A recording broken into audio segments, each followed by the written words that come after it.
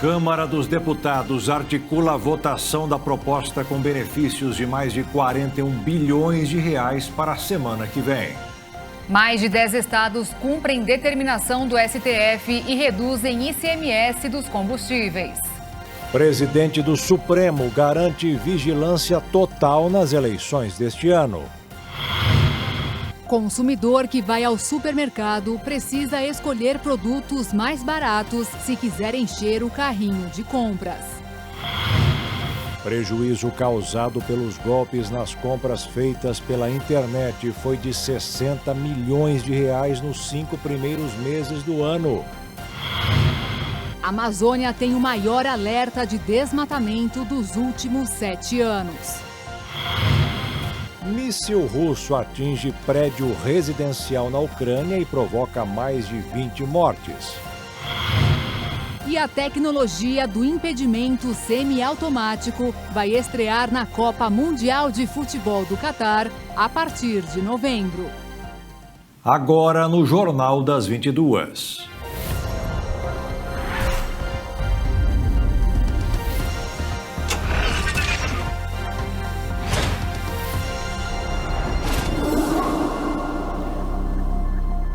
Olá, boa noite. Boa noite.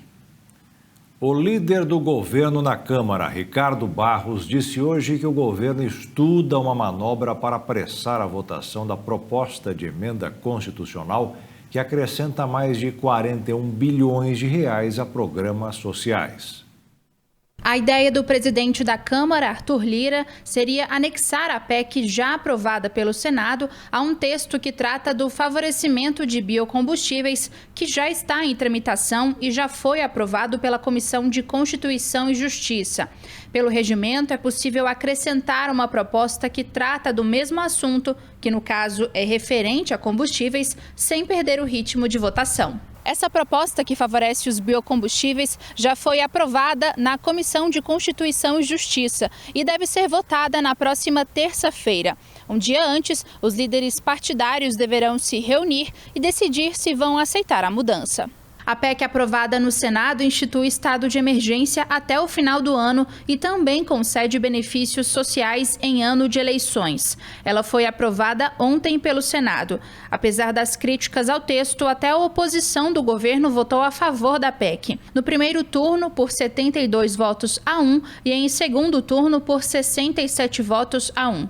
O único senador que votou contra a PEC foi José Serra. O texto prevê mais de 41 bilhões de reais até o fim do ano para a expansão e aumento do valor do Auxílio Brasil e do Vale Gás de Cozinha e para a criação de auxílios aos caminhoneiros e taxistas. O valor também deve financiar a gratuidade de transporte coletivo para idosos, compensar os estados que concederem créditos tributários para o etanol e reforçar o programa Alimenta Brasil. Esse programa compra alimentos de pequenos produtores e destina para famílias em situação de insegurança alimentar.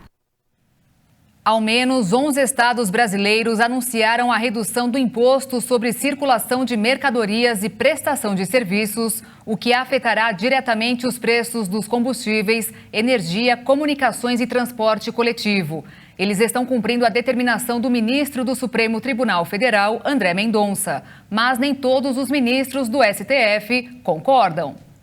Dentre os estados que limitaram o teto do imposto em 18% estão o Espírito Santo, Goiás, Minas Gerais, Paraná, Rio de Janeiro, Rio Grande do Sul, Rondônia, Roraima, Santa Catarina e São Paulo. A mudança segue uma definição do Conselho Nacional de Política Fazendária, que alterou diretamente as regras de cobrança do ICMS. A alteração segue na mesma linha da decisão do ministro do Supremo Tribunal Federal, André Mendonça, que determinou na última semana que as alíquotas do imposto cobradas sobre todos os combustíveis sejam uniformes em todo o país. A expectativa com a mudança é que o preço dos combustíveis na bomba caia, em média, R$1. Por outro lado, a ministra do STF, Rosa Weber, deu 10 dias para que o presidente Jair Bolsonaro, a Câmara e o Senado prestem explicações sobre a lei que limitou a cobrança do ICMS. Rosa Weber atendeu a uma ação dos governos dos estados que ainda não definiram a redução do imposto e dos que não responderam sobre o tema. Segundo os governadores, a lei assinada por Bolsonaro no último dia 23 de junho é inconstitucional. A ministra também determinou que a ação seja discutida no plenário da Corte. Na ação, os estados argumentam que a proposta pode prejudicar a arrecadação, uma vez que o ICMS é o principal imposto para os estados. Os efeitos da redução no ICMS devem chegar apenas a longo prazo, mas no melhor dos casos, os preços poderiam ser controlados e diminuídos no ato da redução. E os combustíveis já estão mais baratos nos postos. A Agência Nacional de Petróleo informou hoje que depois de bater recorde atrás de recorde, o litro do óleo diesel caiu 14 centavos na semana passada e foi vendido em média a R$ 7,55. No caso da gasolina, o consumidor pagou R$ 7,12, com uma queda de 26 centavos. O INSS pagou no ano passado 27 milhões de reais em benefícios a pessoas que já morreram. O Tribunal de Contas da União determinou que o Instituto implemente medidas para evitar os pagamentos indevidos. O Instituto Nacional do Seguro Social liberou verba a benefícios indevidos no ano passado. Ao todo, foram 80 milhões de reais em pagamentos irregulares, sendo 53 milhões de reais para benefícios com valor acima do teto do Regime Geral de Previdência Social, que atualmente é de R$ 7 mil. Segundo a auditoria financeira do TCU, no fundo do regime, foram mais de 8.500 benefícios previdenciários pagos a pessoas que já haviam morrido. O INSS realiza o pagamento mensal de 36 milhões de benefícios previdenciários. Segundo o Tribunal de Contas, 329 milhões de reais foram pagos acima do teto da remuneração dos ministros do Supremo Tribunal Federal, que é de R$ 39.200. O Tribunal de Contas da União determinou que o INSS implemente em até 150 dias medidas para impedir a concessão de benefícios previdenciários a pessoas mortas e o pagamento de valores superiores ao teto. O Instituto também vai apurar a responsabilidade dos cartórios que enviarem informações de óbitos fora do prazo legal ou incompletas. Por lei, os cartórios devem informar a relação de óbitos até 24 horas após o seu registro. Os testes positivos para Covid-19 em farmácias no mês de junho atingiram seu maior patamar desde fevereiro. A repórter Maria Clara Leite tem as informações. O número de testes positivos para a Covid-19 identificados em farmácias do país mais do que dobrou de maio para junho. A alta foi de 105% e o total de novos diagnósticos no mês chega a quase 279 mil. Mas eu lembro aqui que o mês de janeiro foi o mais crítico do ano, quando houve um pico da primeira onda da variante Ômicron. Na ocasião, quase 1 milhão de casos foram identificados nas drogarias do Brasil. Depois, em fevereiro, foram quase 350 mil diagnósticos positivos em farmácias. Em março e abril, os índices da doença caíram. Já em maio, os casos voltaram a subir, com alta de 326% dos testes positivos em drogarias em comparação a abril. E se nós compararmos abril com junho, a alta foi de 772%. Esses dados foram coletados pela Abrafarma, Associação Brasileira de Redes de Farmácias e Drogarias, durante todo o mês de junho, com aproximadamente 4.500 unidades das 26 maiores redes de farmácias do país.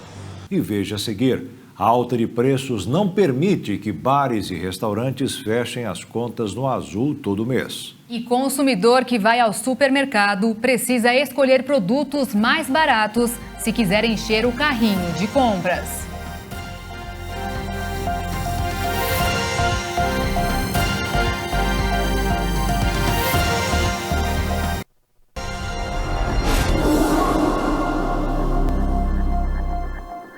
A inflação está obrigando muitos brasileiros a mudar os hábitos na hora de ir ao supermercado. Para levar o carrinho com vários produtos ao caixa, a maioria tem que pesquisar muito e pegar apenas os que são mais baratos. Em uma hora como essa, a economia substitui a qualidade. Inflação, juros altos e aumento dos preços de bens e serviços. Fatores que trazem consigo maior endividamento, custo de vida mais elevado e o empobrecimento das famílias. Seu Marco Antônio já não sabe mais como fazer a aposentadoria de um salário mínimo render para pagar as despesas do mês. Eu tenho a ajuda da minha esposa, que vai no mercado, vai no outro, vai na feira, tenta conseguir alguma coisa na feira, porque está difícil. Dona Rosimeire, a esposa do seu Marco, tenta ajudar como pode, mas também já não sabe mais o que fazer. Ah, moça, tem que ir no mercado e ficar vendo os preços em um e em outro. Tá complicado. A coisa está difícil. E se você pensa que a crise atingiu apenas as famílias de baixa renda, se engana. Até aqueles consumidores que tinham uma situação financeira um pouco mais confortável tiveram que mudar os hábitos. E isso é visível dentro do supermercado. Sabe aquele costume de comprar uma marca de produto mais famosa? Pois é, hoje essas marcas estão ficando por mais tempo nas prateleiras. Isso quer dizer que, infelizmente, afetou bastante aqui as vendas com relação a produtos de marcas. Assim, agora o pessoal está procurando mais preço barato. O leite, por exemplo, hoje o leite está R$ 6,99. Então a gente está trabalhando com preços, não diria competitivo, porque infelizmente com essa alta que está, a gente está brigando para ter umas marcas similares. Então a gente tem essas diferenças aí que no final o consumidor ainda consegue se sair ainda com um rendimentozinho aí. Quando falamos em economia e comparativo entre marcas e valores, nós temos um exemplo aqui. 2 marcas de feijão carioca, o mais consumido pelos brasileiros. Um custa R$ 11,49 e o outro R$ 7,99. Uma diferença de quase R$ 3,50.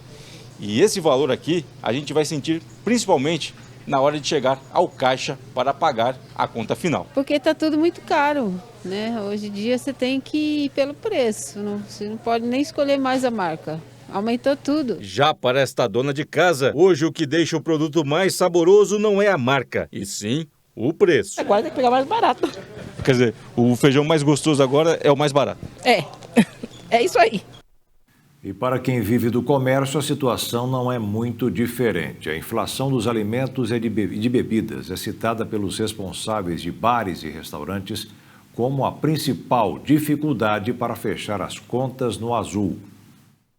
Apesar de voltarem a abrir as portas em 2022, depois do fim das medidas restritivas contra a Covid-19, o setor de bares e restaurantes não tem visto a melhora expressiva como esperava. A disparada nos preços tem atrapalhado a recuperação de comerciantes que buscam, de todas as formas, encontrar soluções plausíveis para superar a dificuldade. Entre os dias 21 e 28 de junho, 29% dos estabelecimentos da classe do país tiveram prejuízo. Uma parcela de 36% ficaram no equilíbrio, ou seja, não lucraram e nem tiveram prejuízo. E outra parcela de 35% obteve lucro em relação ao mês de maio.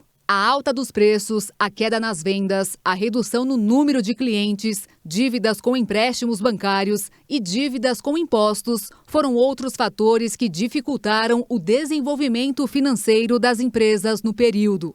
Outra preocupação é a forma de passar aos consumidores os preços. No mês de maio, por exemplo, uma grande parcela de bares e restaurantes reajustaram os cardápios em 6%.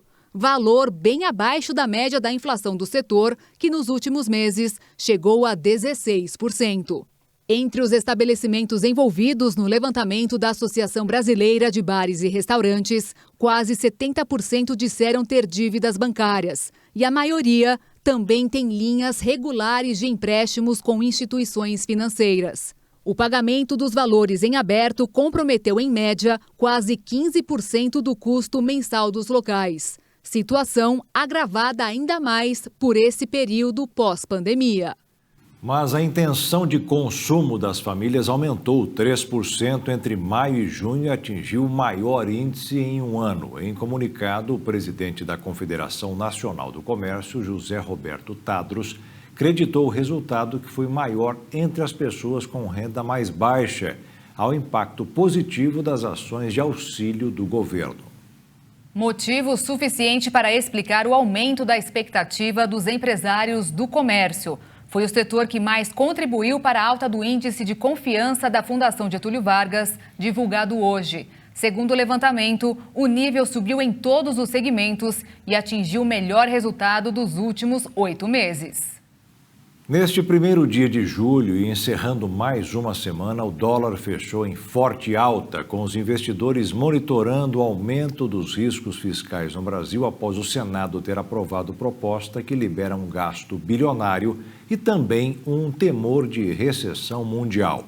Com isso, a moeda norte-americana subiu 1,68% e encerrou o dia cotada em R$ 5,32 na venda. A Bolsa de Valores subiu 0,42%, com 98.541 pontos. A balança comercial brasileira fechou o mês de junho com um saldo positivo de 8 bilhões e 800 milhões de reais, com uma queda de mais de 15% em relação ao mesmo mês do ano passado. De acordo com o Ministério da Economia, o resultado do primeiro semestre foi de 34 bilhões e 200 milhões. 8% a menos do que em 2021, porque o Brasil comprou mais do que vendeu ao exterior. O Brasil assumiu hoje a presidência temporária do Conselho de Segurança da ONU. O cargo é rotativo, sendo ocupado por embaixadores dos principais países do mundo. Durante o mês de julho, o brasileiro Ronaldo Costa Filho será o responsável por presidir os encontros. Costa Filho definiu as metas do Brasil para o período em que vai ocupar a cadeira de presidente temporário do Conselho de Segurança da ONU. Acreditamos poder contribuir para a busca comum pelos membros do Conselho rumo à paz e à segurança, tendo presente a nossa posição singular de país de dimensões continentais com mais de 150 anos de convivência pacífica com seus vizinhos. Um dos pontos que priorizaremos em nossa presidência é a comunicação estratégica em operações de manutenção da paz, com o intuito de melhor engajar-se com a população local em cada missão da ONU, sempre com respeito aos direitos humanos e combatendo a violência. 15 países participam do Conselho, sendo 5 deles permanentes por terem fundado o grupo. São eles China, Estados Unidos, França, Rússia e Reino Unido. Essas nações possuem poder de veto a qualquer decisão proposta pelo colegiado. Os demais ocupam cadeiras de maneira rotativa e possuem poder de voto comum. O Brasil voltou a ocupar o cargo no início de 2022 e permanecerá nele até o fim de 2023. Antes de deixar a posição, o representante brasileiro deve ser presidente novamente em outubro do ano que vem. Pelo menos 21 pessoas morreram e dezenas ficaram feridas na Ucrânia em 2 ataques russos nesta sexta-feira. Um míssil atingiu um prédio de apartamentos na região de Odessa, no sul do país, e outro ataque atingiu um centro de recreação. O ministro russo das Relações Exteriores, Sergei Lavrov, comparou a nova situação diplomática a um retorno à Guerra Fria. Os ataques aconteceram depois que os líderes dos países da OTAN encerraram a reunião de cúpula em Madrid com o anúncio do presidente dos Estados Unidos, Joe Biden, de uma ajuda de 800 milhões de dólares em novas armas para a Ucrânia e também depois de um dia após a retirada das forças russas da Ilha das Serpentes, perto da costa de Odessa. O local virou um símbolo da resistência ucraniana nos primeiros dias da guerra, pois é considerado um ponto estratégico devido à sua localização próxima às rotas marítimas. A Rússia tentou instalar baterias de mísseis e defesa aérea no local quando suas forças foram atacadas por drones. Alegando péssimas condições de trabalho e salários baixos, os sindicatos de agentes aeroportuários da França iniciaram uma greve a partir desta sexta-feira. O setor tem dificuldades para se reorganizar após ter sido um dos mais atingidos pela pandemia de Covid, o que deve provocar o caos nos aeroportos durante as férias de verão do Hemisfério Norte, que começam neste fim de semana. Os jornais franceses desta sexta-feira destacam a greve nos aeroportos de Paris e a crise no transporte aéreo europeu. De acordo com o jornal Le Parisien, a greve nos aeroportos da capital francesa causarão o cancelamento de 17% dos voos. Já o Libération, o setor de aviação, que demitiu massivamente durante a crise da Covid-19, agora tem dificuldades de contratar e está desfalcado diante do aumento de mais de 200% de viajantes em relação ao período da pandemia. O jornal lembra que, além dos aeroportos de Paris, uma greve foi votada pelo pessoal de solo da British Airways no aeroporto de Heathrow, na Inglaterra, e a companhia britânica low cost Ryanair está em conflito em vários países europeus. Lembrando que as companhias aéreas têm o direito de decidir quando avisar os passageiros que o voo foi cancelado, o que pode acontecer meses ou minutos antes da decolagem, dependendo da empresa, mas elas são obrigadas a reembolsar os viajantes.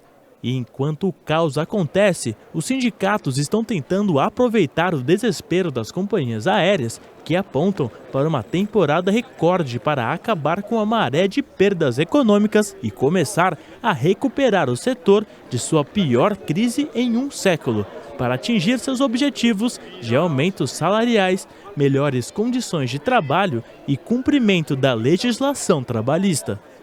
E veja a seguir, presidente do Supremo garante vigilância total nas eleições deste ano. E veja também, a Amazônia tem o maior alerta de desmatamento dos últimos 7 anos.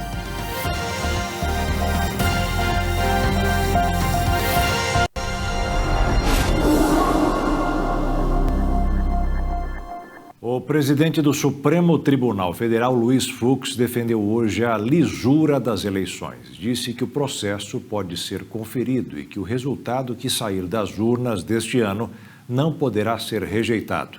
Segundo ele, a Corte Suprema do país acompanha tudo de perto. O Poder Judiciário encerrou as atividades do primeiro semestre durante sessão nesta sexta-feira. Durante a cerimônia no Supremo Tribunal Federal, o presidente da Corte, ministro Luiz Fux, afirmou que a casa segue vigilante nas eleições. O Supremo Tribunal Federal permanecerá vigilante e sempre à altura da sua mais preciosa missão, a de guardar a Constituição Federal, com zelo pela segurança jurídica, com atenção ao sentimento constitucional da população brasileira, mantendo a sua vigilância suprema em prol da rigidez da realização das eleições no nosso país. O presidente do STF ainda citou a quantidade de casos julgados no semestre. No plenário foram 25 processos presenciais e mais de 2.000 em sessão do plenário virtual. E disse que, para além dos números, o Supremo mostrou sua vocação como corte institucional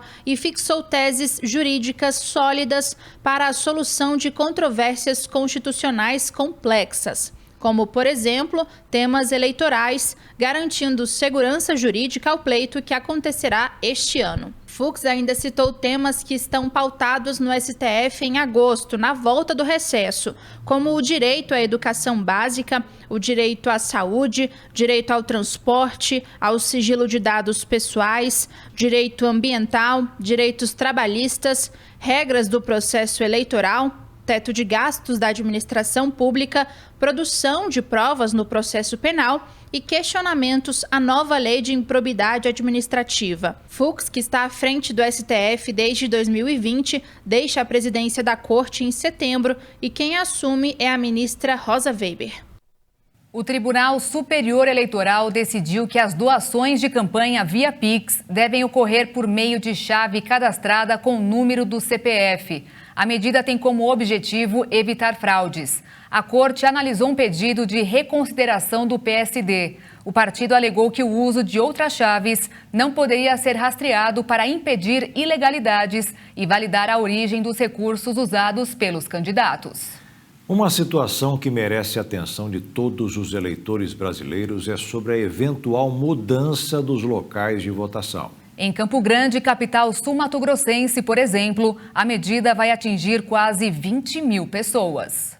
Nas eleições deste ano, na capital, cerca de 19 mil eleitores serão remanejados para outros locais de votação. Isto porque cerca de 10 escolas públicas estão em reforma e não ficarão prontas a tempo. E por conta dos servidores que vão nesses locais, verificar tudo, tomada, verifica se está em reforma, se não está, tudo, questão de acessibilidade, foi que nós descobrimos que estavam em reformas. Das 6 zonas eleitorais, 5 terão que alterar os locais. Na 35ª, os eleitores que votavam na Casa da Assistência Social e Cidadania, atual CIAP, serão remanejados definitivamente para o Colégio Rui Barbosa, unidade CDA na Vila Sobrinho. Já os 3.360 eleitores da Escola Estadual Maria Constança de Barros Machado serão transferidos apenas nestas eleições para o Instituto Federal de Mato Grosso do Sul, no bairro Santo Antônio. Os 2.900 eleitores da Escola Estadual Professora Fausta Garcia Bueno serão transferidos também nestas eleições para a Universidade Católica Dom Bosco. Ainda não foi realizada a alteração dos endereços dos novos locais de votação no site do Tribunal Regional Eleitoral.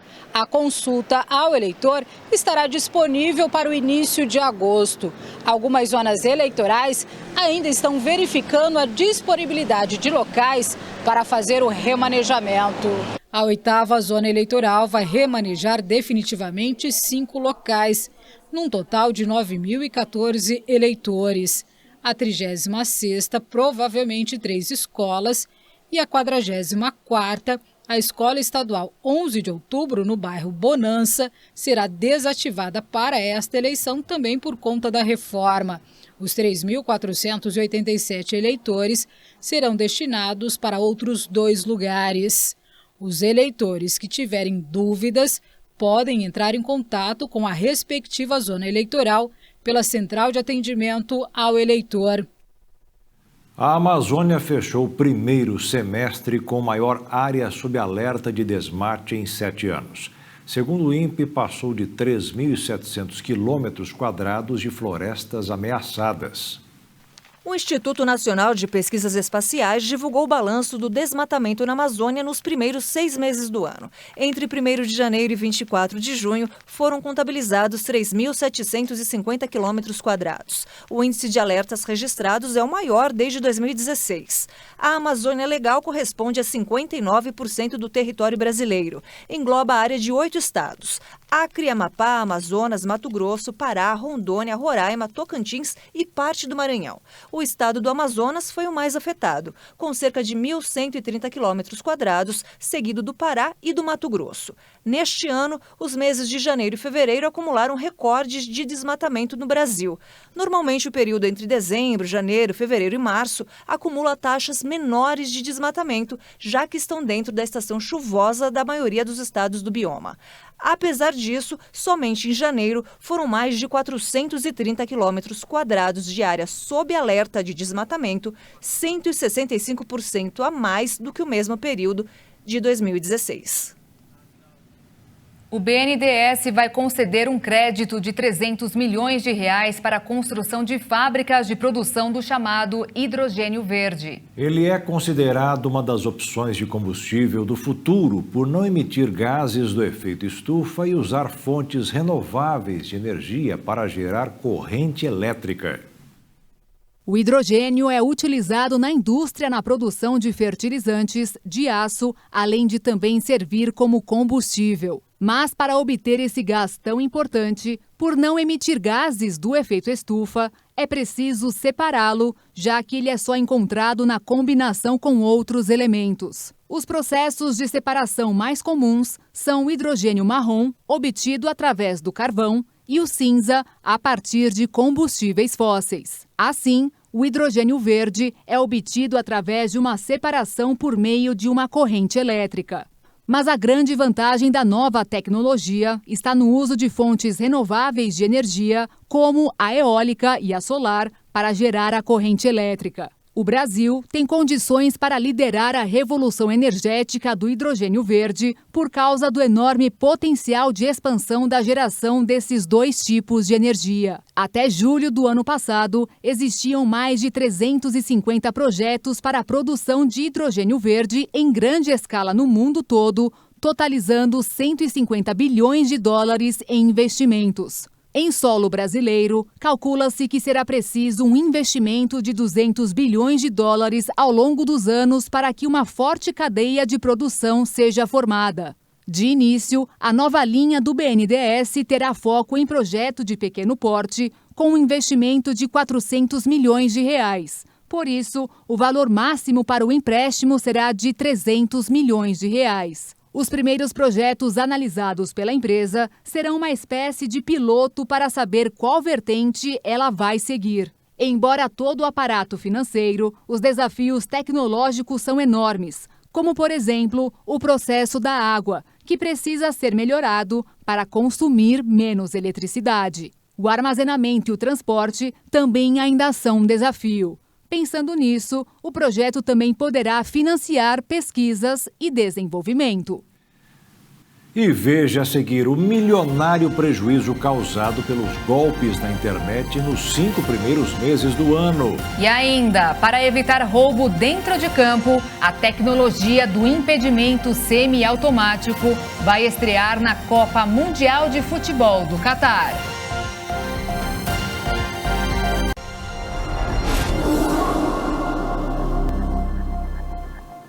As fraudes no comércio eletrônico já causaram um prejuízo aos consumidores de mais de 60 milhões de reais só nos primeiros 5 meses do ano.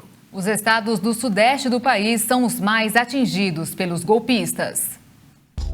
Não é de hoje que a Cláudia faz compras pela internet. Normalmente faço várias buscas, mas eu tenho alguns 2, 3 sites que eu confio e eu sempre vou procurar neles. Uma busca recente, quando achou a promoção que procurava em um desses sites, resolveu fechar mais uma compra. Os protocolos padrões foram todos seguidos. Tudo parecia normal. São detalhes muito pequenos que nos enganam. Mas a empresária só percebeu que havia algo errado quando chegou a data prevista para a entrega do produto. Eu notei que as mercadorias não chegavam e também não tinha uma atualização aonde está o teu pedido. Comecei a desconfiar. Tentei entrar dentro dos e-mails, tinha um e-mail de contato, número para você discar caso tivesse algum problema. Aí eu verifiquei que tudo era falso. O produto comprado pela Cláudia foi um vestuário, mas não é esse o item mais visado pelos criminosos. Eles costumam focar nos aparelhos eletrônicos que são mais caros, especialmente os celulares, que representam 48% dos golpes. Na sequência, aparecem os videogames e computadores. Segundo este especialista em e-commerce, o desejo de consumo por esses equipamentos é o que faz muita gente cair na cilada. Então elas observam apenas as configurações, né, as especificações técnicas daquele aparelho, observam se o valor está de acordo com o orçamento que elas têm disponível e estando de acordo pela ânsia de ter aquele aparelho, elas acabam fechando um negócio sem observar critérios mínimos, critérios básicos de segurança. Uma pesquisa realizada pela plataforma de compra e venda online OLX e pela companhia de proteção de identidades digitais Allow.me mostra que entre janeiro e maio de 2022, golpistas acumularam prejuízo de 62 milhões e 900 mil reais em todo o país. O Sudeste foi a região com mais fraudes confirmadas no período, com 3 estados no topo do ranking. São Paulo, Rio de Janeiro e Minas Gerais. Na capital paulista, pode-se dizer que a Cláudia foi contabilizada 2 vezes no levantamento sobre golpes. Com todo o cuidado que eu tive, eu ainda caí numa segunda vez. Agora eu tô ficando bem mais esperta. Mas realmente, assim, são mínimos detalhes que a gente tem que observar. Em ambas as situações, ela tentou recuperar o dinheiro perdido nas fraudes. A primeira vez que eu entrei em contato com a instituição do cartão, eles não me deram nenhum suporte e disseram que o problema era meu. Já nessa segunda vez, que é uma outra bandeira, eles já foram totalmente atenciosos, estão em análise e estou aguardando até a resposta, porque faz muito pouco tempo. A empresária conta que denunciou o esquema para as empresas que tiveram os sites clonados, mas não a polícia. É muito importante que o consumidor ele reúna o máximo de informações possíveis para que, através disso, né, ele, no momento do registro do boletim de ocorrência, ele dê a possibilidade dos órgãos de investigação poderem, né, buscar esses estelionatários, essas quadrilhas, identificar essas quadrilhas e, dessa forma, combater esse tipo de crime cibernético. Outro alerta do especialista é que a vítima deve bloquear o cartão de crédito utilizado durante a compra. Mas o mais importante mesmo, segundo ele, é evitar a fraude. Então, atenção às orientações. Antes de efetuar uma compra, observe se o site disponibiliza o CNPJ, telefone e endereço da empresa. Verifique no Google o grau de segurança e confiabilidade da página. Pesquise a reputação do site no consumidor.gov ou no Reclame Aqui. Sempre desconfie de grandes descontos. E cuidado com as ofertas que surgem nas redes sociais. O que a gente indica é que o consumidor, assim que ele verifique que aquele link ali, aquele anúncio, ele se trata de um golpe, né, que ele denuncie esse anúncio às plataformas de redes sociais, para que elas, dessa forma, consigam tirar aquele anúncio do ar, né, e dessa forma também impeçam, né, que outras pessoas caiam nesse tipo de golpe através desses anúncios. A Cláudia diz que aprendeu a lição. Tem que realmente prestar atenção, agora é comigo a coisa. O Conselho Federal de Medicina Veterinária liberou a possibilidade para que haja telemedicina para cães, gatos, outros pets e também animais de grande porte. O atendimento online é permitido para casos em que o atendimento presencial pelo veterinário já tenha acontecido. As diretrizes da nova norma buscam disciplinar uma prática que já ocorria informalmente. Neste ano, o Conselho Federal de Medicina Veterinária também criou as regras para atendimentos à distância. O fato de não haver norma que disciplinasse a prática caracterizava a infração ao Código de Ética da profissão. Contudo, não havia punição específica para essa irregularidade. O CFMV prevê a teletriagem para identificar e classificar situações que, ao critério do veterinário, indiquem a possibilidade da teleconsulta ou a necessidade de atendimento presencial, imediato ou agendado. Já a teleorientação começa à distância e pode virar uma teletriagem com a indicação para procurar uma clínica ou hospital veterinário ou agendar atendimento com o especialista. Para essas duas modalidades, o Conselho determinou que é proibido oferecer uma definição diagnóstica, conduta terapêutica, solicitação de exames ou prescrição.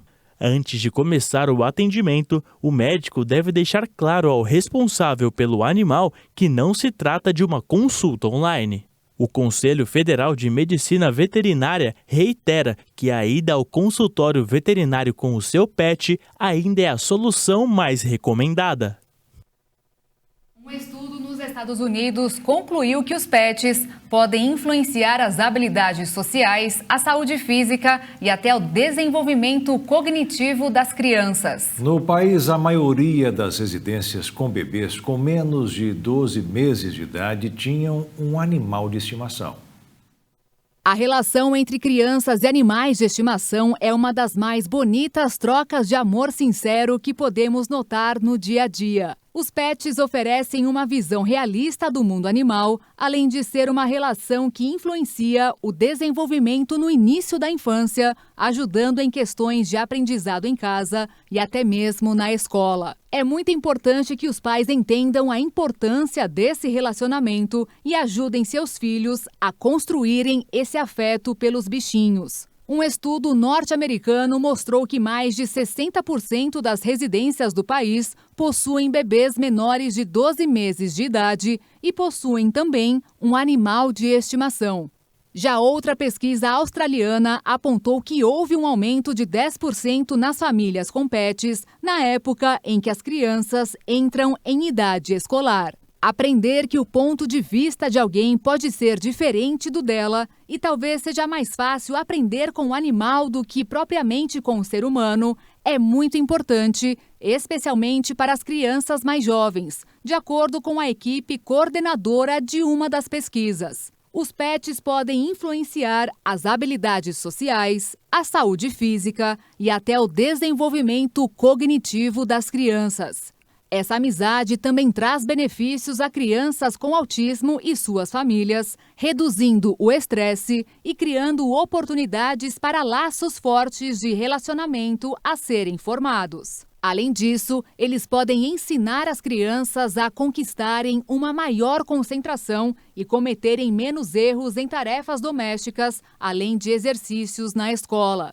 Em um ambiente social, as crianças que possuem uma boa relação com seu pet conseguiram se relacionar melhor com os colegas da mesma idade e passaram a ter mais desenvoltura. Foi observado que as de 2 a 5 anos de idade e que tinham um cão na família eram mais ativas e passavam menos tempo nas telas de celulares e computadores e, em média, dormiam mais que as crianças que não tinham animais de estimação. Um novo estudo demonstrou que praticar 300 minutos de exercícios físicos por semana são essenciais e necessários para a perda de peso e melhora da saúde. A pesquisa foi elaborada com homens e mulheres acima do peso. O estudo descobriu que malhar ajuda a emagrecer parcialmente porque auxilia na remodelação dos hormônios que cuidam do apetite. Isso porque, quando começamos a malhar, nosso apetite aumenta e, assim, consumimos mais calorias para recompensar as que gastamos durante o treino. O trabalho sugere que, para que o corpo se adapte à rotina e entenda a queima das calorias, seriam necessários cerca de 300 minutos de exercícios na semana, ou seja, em média, um pouco mais de 40 minutos de exercício por dia, todos os dias. Para validar a pesquisa, os voluntários começaram a se exercitar na frequência sugerida pelos profissionais e queimavam, a cada dia, cerca de 500 calorias, somando 3.000 em 6 dias. Após 12 semanas de avaliações com retiradas de sangue e testes hormonais, foi compreendido que eles haviam perdido peso de forma significativa. Em pouco menos de um mês, os voluntários já haviam perdido 4 quilos de gordura corporal. Dessa maneira, para as pessoas que esperam que praticar atividade física possa auxiliar na perda de peso e níveis de gordura, o estudo sugere que quanto mais as pessoas puderem se movimentar, melhor. A FIFA confirmou nesta sexta-feira a tecnologia de impedimento semiautomático na Copa do Mundo do Catar, que será o primeiro mundial a utilizar essa modalidade. Testado na Copa Árabe de 2021 e no Mundial de Clubes, ele permite estabelecer a qualquer momento a posição dos jogadores e da bola, facilitando a detecção do impedimento, mas sem substituir a avaliação dos árbitros. Durante a Copa do Mundo, 12 câmeras posicionadas sob o teto do estádio vão monitorar até 29 pontos de dados de cada jogador 50 vezes por segundo, além de um sensor dentro da bola que envia um pacote de dados até 500 vezes por segundo para a sala de vídeo, permitindo determinar o momento em que a bola é tocada. Um alerta vai ser enviado aos árbitros de vídeo sempre que um atacante que estava em posição de impedimento receber um passe, e o árbitro de vídeo vai verificar manualmente o momento do passe e a linha de impedimento antes de informar ao árbitro da partida que terá a decisão final. E agora você vai acompanhar os números atualizados do placar da volta da vitória da Igreja Internacional da Graça de Deus. Vamos a eles nesta sexta-feira, o total 28.859 curados. E o Jornal das 22 termina aqui. Obrigada pela sua companhia, um ótimo fim de noite, fim de semana para você. Se cuida e até segunda. Boa noite e fique na paz. Tchau.